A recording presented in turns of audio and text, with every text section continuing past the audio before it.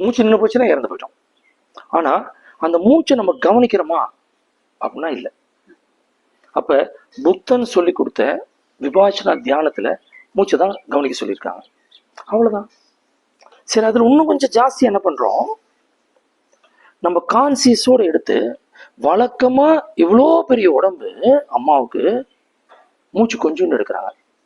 நீங்க எல்லாருமே சவாசனத்துல படுத்திருக்கீங்களா? காலைல பார்த்தேன், சும்மா வேக வேகம் மூச்சு போயிட்டு வந்துச்சு ஒழிய எல்லாத்துக்கும் அப்படி முழுசா பலூன் மாதிரி விரிஞ்சு அப்படியே சுருங்குச்சா அப்படின்னா வரவே மாட்டேங்குது. ஆனா இந்த ஒரு விஷயத்த ஏறத்தால நீங்க உங்களுக்கு நான் கிளாஸ் எடுக்க ஆரம்பிச்சு 24 மணி நேரம் ஆச்சு, ஒரு நாள் ஆயிடுச்சு. இந்த ஒரு நாள்ல குறைஞ்சது நான் 10 முறை சொல்லியிருப்பேன். சட்டையை கழட்டி செஞ்சு காமிக்கிறேன், கையை வச்சு செஞ்சு காமிக்கிறேன். அதே தான் அனிதா வேற மொழியில சொல்றாப்புல. வயிறு சுருங்க மூச்சு விடணும், நெஞ்சு விரியன்னு சொல்றாங்க.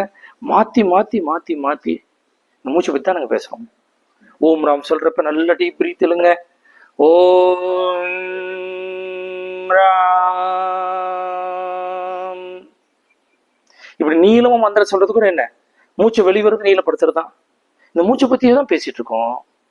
ஆனா இப்ப புரியாது, பரவாயில்ல. பல காலம் யோகா பண்றவங்களுக்கு இது புரியறது இல்லை. அப்ப எப்ப நீங்க மூச்சை கவனிக்க ஆரம்பிக்கிறீங்களோ உங்க உடலும் மனதும் தன்னிலைக்கு வருது. நம்ம உட்காந்துட்டு இந்த மூச்சை இப்ப ஏதாவது ஒரு விஷயம், நீங்க ஒரு விஷயத்த பேசுறீங்க, நீங்க பேசுறத நான் எப்படி ஃபீல் பண்றேன், ஐயோ நம்ம ஒண்ணு சொல்ல வரோம், அனிதா கேட்க மாட்டேங்கிற அப்படியே முழுசா, நம்ம ஒண்ணு சொல்ல வரோம் குருஜி முழுசா கேட்க மாட்டேங்கிறாங்களா கூட உங்களுக்கு அப்பப்போ தோணுது. அதுல மூச்சை மட்டும் இழுத்து விடுங்க, அந்த அந்த மைண்ட் தாட் மாறி போயிடும். சரி, இப்ப நமக்கு முக்கியமான சீக்ரெட் சொல்றேன். நான் சொன்னேன் இல்லையா, இந்த பிரம்மாண்டமான பூமி, இந்த மேல இருக்கக்கூடிய சூரியன் சந்திரன் எல்லாமே வெற்றிடத்துல ஒரு அப்படி தன்னைத்தானே இயக்கிட்டு இருக்குது. அப்ப அந்த வெற்றிடம்னு நம்ம எதை பார்க்கிறோமோ அந்த இடத்துல இதையெல்லாம் தாங்கக்கூடிய, இதையெல்லாம் இயக்கக்கூடிய சக்தி இருக்கணும் இல்லையா.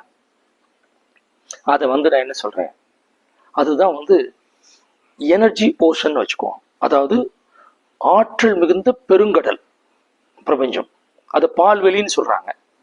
அந்த பால்வெளி எல்லையில்லாத ஆற்றல் கொண்டது. இப்போ நான் ஒரு எடுத்துக்காட்டுக்கு சொன்னேன், இது இப்பதான் ஆடை அணிஞ்சிட்டு இருந்தேன். நேற்று நான் கழட்டி போட்ட ஆடையை இங்க துவைக்கிறது சௌரியம் இல்லைன்னா நான் அந்த தண்ணியில போட்டு போட்டு அலசி அலசி புளிய புளிய புளிய புளிய அதுல இருக்க அழுக்கு எப்படி போகுதோ, அப்ப இந்த உங்களுடைய ஒட்டுமொத்த சரீரம், என்னோட ஒட்டுமொத்த சரீரம் தான் இந்த அழுக்கான துணின்னு வச்சுக்கலாம். நான் உட்கொள்ளுகின்ற தேவையற்ற உணவுகள் காரணமாக நம்ம ஒரு சாத்விக் உணவை சாப்பிடணும் இல்லை, கிடைக்கிறது சாப்பிட்றேன். சரி, இன்னொரு பக்கம் வரலாம். இந்த காலகட்டத்தை பத்தி எப்படி சொல்றாங்க, கம்ப்ளைண்ட் பண்றதுக்கு இந்த காலத்துல உணவு சரியில்லை, அது சரியில்லை, காத்து சரியில்லை, மாசுபட்டுச்சு சொல்றாங்களா இல்லையா. அப்ப இந்த உணவு காத்து மாசுபட்டதுன்னா அது நீங்களா தேர்ந்தெடுத்துருது. டவுன்களை போய் வீடு கட்டிட்டு இருக்கிறது நீங்க தேர்ந்தெடுத்தது. அப்ப இந்த டவுன் நீ விலகி இருக்க இல்லையா, அது புத்திசாலித்தனமான முடிவு, அது நீங்க தான் எடுக்கணும். ஆனால் உணவு பெருசா மாற்ற முடியல, கிடைக்கிறத சாப்பிட்டு தான் ஆகணும். ஏதாவது அட்லீஸ்ட் மருந்தடிச்ச அரிசியோ ஏதோ ஒன்று சாப்பிட்டு தான் ஆக வேண்டியது இருக்கு. எதை வேணா சாப்பிடு. அதே மாதிரி தாட் பொல்யூஷன். நம்ம நிம்மதியா இருக்குன்னு நினைக்கிறோம், நம்ம மகன் அல்லது கணவன் அல்லது பக்கத்து வீட்டுக்காரங்க நம்ம மைண்டை டிஸ்டர்ப் பண்ணிடுறாங்க இதை பேசி. இது தாட் பொல்யூஷன் வந்துருச்சு. அப்ப இந்த தேகத்துல பிறர் பேசுறாங்க இல்லையா, அந்த 5 புலன்களை நான் கவனிக்கிறேன்ல, என் கண்ணில் பார்க்குற காட்சிகள் அழகானதாக இல்லை. நகரத்துல இருக்கிறப்ப நம்ம இங்க உட்காந்துருக்கல, இங்கிருந்து அந்த அழகிய அள்ளி மலர்களை பார்க்கிறோம். இந்த காதுல இந்த ஆசிரமத்துக்குள்ள பறவைகளுடைய சத்தத்தை கேட்டுட்டு இருக்கோம். இங்க சுத்தமான காத்து இருக்கிறோம். ஆனா இந்த கேம்ப் முடிச்சுட்டு நானே சங்கையில் இருக்கும் என்னோட நகர வீட்டுக்கு போனோம்னா இது கிடையாது இல்லையா, என்ன பொல்யூட் பண்ணுதா. அப்ப என்ன ஆயிடுச்சு, இந்த தூய்மையான வெள்ளை ஆடை அணிகின்ற பொழுது எவ்வாறு அழுக்காகிறதோ அவ்வாறு நீங்கள் எவ்வளவு நீங்க பரிசுத்தமா நீங்க உங்களை பாதுகாத்துட்டாலும் இந்த உடம்புக்குள்ள அழுக்கு சேருது, மனசுக்குள்ள அழுக்குகள் சேருது, அழுத்தங்கள் உருவாகுது. அதை நீங்க எப்படி சுத்தப்படுத்துறது அப்படின்னா, இங்க எக்ஸாம்பிளுக்கு சொன்ன தண்ணியில் அலசினா போகுதுன்னு, இந்த பால்வெளி இருக்குல்ல, இந்த வெற்றிடம் இருக்குல்ல, இந்த வெற்றிடத்துல இருக்கக்கூடிய இந்த ஆற்றல் உங்களுடைய சரீரத்திற்குள்ள வரணும்னா ஒரே ஒரு சோர்ஸ் தான், அது காத்து. அதுதான் உள்ளுக்குள்ள போகுது. ஆக நான் இங்க இருக்கேன், ஈஸ்வரி இங்க இருக்காப்புல, என்னையும் ஈஸ்வரி இணைக்கக்கூடியது இந்த காத்து தான். என்னையும் அந்த பனைமரத்தையும் இணைக்கக்கூடியது ஒரு எங்க 2 பேத்துக்குள்ள ஒரு கனெக்டிவ் வரணும். நான் இங்கிருந்து பார்வையால பார்க்கிறேன், அதன் மீது ஒரு அன்பை செலுத்துகிறேன், அல்லது ஏதோ ஒன்று உணர்வை செலுத்துகிறேன்னா, அல்ல அதுக்கிட்ட இருந்து ஒன்று ரிசீவ் பண்றேன்னா, இந்த காத்து வழியை தான் நான் டிரான்ஸ்ஃபர் பண்ணணும். அப்ப இந்த பிரபஞ்சத்துக்கிட்ட மேல ஒரு குறிப்பிட்ட டிஸ்டன்ஸ்க்கு அப்புறம் அல்லது இதுல நிறைஞ்சி ஒரு சக்தி இருக்குது அப்படின்னு கற்பனை பண்ணிக்க. அதானே இது தாங்கிட்டு இருக்குது. அந்த சக்தி, இந்த சக்தியில இந்த உடம்ப போட்டு போட்டு முக்கி முக்கி எடுத்து புழிஞ்சுக்கிட்டே இருந்தீங்கன்னா உள்ள இருக்கக்கூடிய சரீரத்தில் இருக்கக்கூடிய சித்தத்தில் இருக்கக்கூடிய அழுக்கு போகுமா போகாதான்? அப்ப இப்ப கற்பனை பண்ணுங்க, இத புளிய மூச்சை நான் வெளியே வரேன், இது ஏற்றாரு துணியை புளிஞ்ச மாதிரி உள்ள ஒண்ணுமே இல்லை. அப்ப இந்த வெட்ட வெளியில இருக்கக்கூடிய தூய்மையான காத்த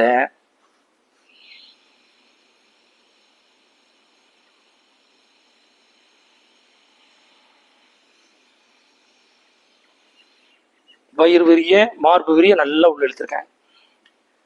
இப்போ தண்ணீர் புளிந்த துணி தண்ணிக்குள்ள போட்டவுடனே அந்த நுண் துளைகளுக்குள்ள தண்ணீர் உள்ள போய் அதை புளியறப்ப அந்த அழுக்கு வெளியே எடுத்துட்டு வர்ற மாதிரி நான் இப்பொழுது காற்றை சுவாசிக்கின்ற பொழுது இந்த காற்று உள்ளுக்குள்ள போய் அந்த ஆக்சிஜன் உடம்பெல்லாம் செலுத்தப்பட்டு அதுக்கு சக்தி ஊட்டி அங்க உள்ள இருக்கக்கூடிய கழிவுகளை எல்லாம் தேவையில்லாத இதெல்லாம் வாங்கிட்டு வெளியே வருதுன்னா சயின்ஸு கூடவே நம்ம என்ன பண்றோம், இந்த உடம்பையும் சேர்த்து புளிகிறோம். இங்க மட்டும் மூச்சு இழுக்காம உலகத்திலே இருக்கக்கூடியவர்களை 99.9% மக்கள் இந்த மேல் மூச்சு மட்டுமே வாங்கி கொண்டு இருக்கிறார்கள். ஏனென்றால் அவனுடைய சித்தமெல்லாம் வெளியே இருந்துட்டே இருக்கு. யார் யோகியாக இருக்கிறானோ அவன் தான், இந்த பயிற்சியாக இருக்கக்கூடியவர்கள் தான் கண்ணை மூடி இந்த சுவாசத்துக்குள்ள போயிடுறாங்க. அப்ப உங்களுடைய கண்களை மூடி பயிற்சி அப்படியே தினசரி ஒரு அரை மணி நேரமோ அல்லது 1 மணி நேரமோ நீங்கள் அமைதியான ஒரு இடத்தை தேர்ந்தெடுத்து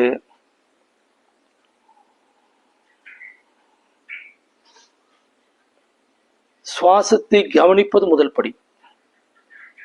சுவாசத்தை நீளமாக்குதலும் ஆழமாக்குதலும் 2வது படி. சுவாசத்தை உள்ளிழுக்கின்ற பொழுது இந்த சரீரம் ஒரு பலூன் போல நல்ல விரிவடைய செய்வதும், சுவாசத்தை வெளிவிடுகின்ற பொழுது அந்த துவைத்த துணியை நாம் எப்படி அலசி புளியறமோ அந்த புளியற அளவுக்கு டைட்டா இருக்கிறதும் அடுத்த படி. இதை மட்டும் பண்ணினீங்கன்னாவே உங்களுடைய நோய் எதுவாக இருக்கணும், மன அழுத்தம் எதுவாக இருக்கணும், சரியா போயிடும் அப்படிங்கிறது என்னுடைய ஆணித்தரமான முடிவு. ஸோ இதை நீங்களும் சரி, இந்த ஒருவேளை வீடியோ பார்க்குறவங்க செஞ்சுட்டு உங்களுக்கு நல்லா ஆகலைன்னா என்ன அர்த்தம்னா, உங்க மனதை அதில் நிறுத்தி நீங்கள் செய்யவில்லை. நீங்க ஏதோ சிந்தனையில் அப்படியே இருந்துட்டே இருக்கிறப்ப நம்ம இங்க வந்துட்டோம்.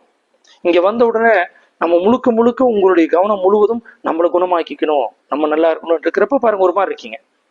இன்னும் சொல்ல போனா நேற்று இங்க வந்த உடனே நீங்க 3 பேரும் கொஞ்சம் ரிலாக்ஸா இருக்க மாதிரி ஃபீல் பண்றீங்களா? இல்ல அப்படியே இருக்கு, ஏதாவது இருக்குமா இருக்கா? ஒரு மாதிரி பெட்டர் ஆயிட்டீங்களா? ஏன் தெரியுமா? வழக்கமான ஒரு சிக்கல் இருந்து தள்ளி வந்துட்டீங்களே. அதை நான் சிக்கல் என்று சொல்லவில்லை, அது ரெஸ்பான்சிபிலிட்டி. உங்க வீட்டுல இருந்து கணவர் மகன் அவங்களை செய்ய வேண்டிய கடமைகள், அங்க இருந்தோம்னா ஏதோ ஒரு ஒர்க் மண்டக்குள்ள வந்துட்டே இருக்கும். இப்ப இது ஓய்வு நிலையில் இருக்கீங்க.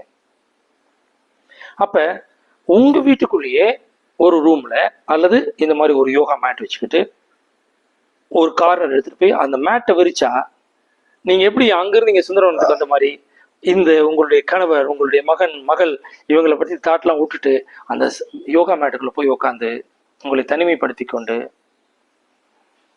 ஆள் சுவாசத்தை பயிற்சி பண்ணி பாருங்க.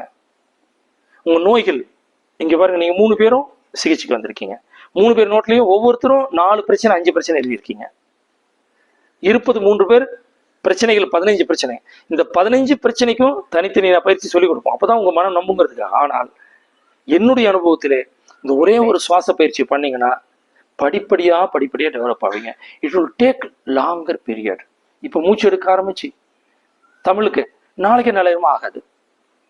It will take 6 months, it will take 1 year, it will take 2 year. ஏன்?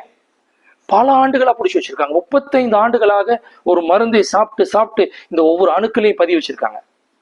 கோடான கோடி அணுக்கள் இருக்கிறது பரிமள அம்மாவனுடைய சரீரத்துல. அந்த அணுக்கள் இருக்கக்கூடியதெல்லாம் அது கொஞ்சம் வெளியே போகணும்ல. இந்த பிரபஞ்ச பேராற்றல் என்னதான் உள்ளுக்குள்ள போய் அதெல்லாம் வெளியே தள்ளணும் முயற்சி பண்ணா கூட இவங்க மனம், நம்முடைய மனம், இவங்க மனது இல்லை, நம்ம மனம் அதை பிடிச்சி வச்சுக்கும். நாம் நல்லாகிறத நம்ம உடம்பே விரும்புறது இல்லை. இது உங்களுக்கு புரியாத பெரிய அதிசயம். நிறைய பேர் அவங்க நோய் இருக்குல்ல, அந்த நோய் கூட பழகிக்கிறாங்க, அந்த பிரச்சனைகள் கூட பழகிக்கிறாங்க.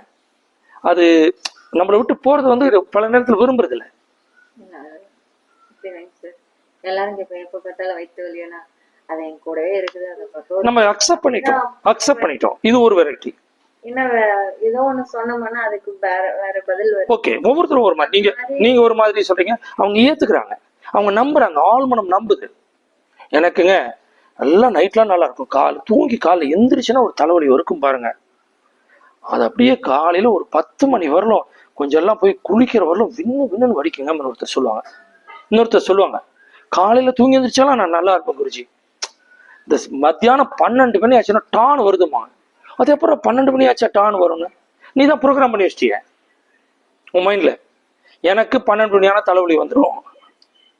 எப்படி நமக்கு சொல்றாங்கல்ல, அதை கரெக்டா சாயந்தரம் வந்து எனக்கு காலையில 6:30 மணி ஆச்சுன்னா டாய்லெட் வந்துடும், 8 மணிக்கு ஒரு டீ குடிப்பேன் அப்படிங்கிற மாதிரி நம்ம எப்படி சொல்லி வச்சு பழகிட்டோம். எனக்கு இந்த டைம் வந்தா இந்த நோய் வந்துடும். எனக்கு வெளியே போயிட்டு வந்தாவே சேராது. என்னைக்கோ ஒரு நாள் வெளியே போயிட்டு வரப்ப தலைவலி இருக்கும், அது ஒரு தடவை தான் வந்துச்சு. இவங்க மனசுல நம்ப ஆரம்பிச்சிட்டாங்க, ஏன் தலைவலி வந்துச்சுன்னு இவங்களே கேட்கறாங்க. இவங்கள இன்னைக்கு இந்த வெயில வெளியே போனதான் தலைவலி வந்துச்சுன்னு பதில சொல்லிக்கிறாங்க. அடுத்த முறை அந்த வெயில் நேரத்துல வெளியே போலான்னு கூப்பிடுறப்ப அவங்க வீட்டுக்கார புறப்பட்டாங்க, இருந்தாலும் வெயில வேற போறோம், அன்னைக்கே வெயில போய் தலைவலி வந்துருச்சு, இன்னைக்கு வந்துட்டா அப்படின்னு எதிர்பார்க்கறாங்க. உடனே போயிட்டு வந்தோன்னே அந்த வெயில் பட்டம் தலைவலிக்கிற மாதிரி தோணுது, இவங்கள அந்த தலைவலி உருவாக்கிறாங்க. பாத்தீங்களா, எனக்கு நான் சொல்லல, இந்த வெயில்ல போனாவே எனக்கு சேரவே மாட்டேங்குது. நான் காலையிலேயே உங்ககிட்ட சொன்னேன், அப்படி அவங்க வீட்டுக்கார்ட்ட ஒரு சண்டைக்கும் போயிடுறாங்க, எனக்கு வந்துருச்சுன்றாங்க. இப்ப முதல்ல ஒரு முறை நடந்தது உண்மை, 2வது முறை நாமளாக கிரியேட் பண்ணது, 3வது முறை 4வது முறை பழக்கமாயிடுச்சு.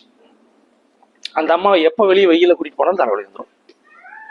இது எப்படி நம்ம வெளியே தள்ளுறது? இது உண்மையான உடலால் ஏற்பட்டதா மனதால் ஏற்பட்டதானா? மனசால ஏற்பட்டது. புரியுதுங்களா? அது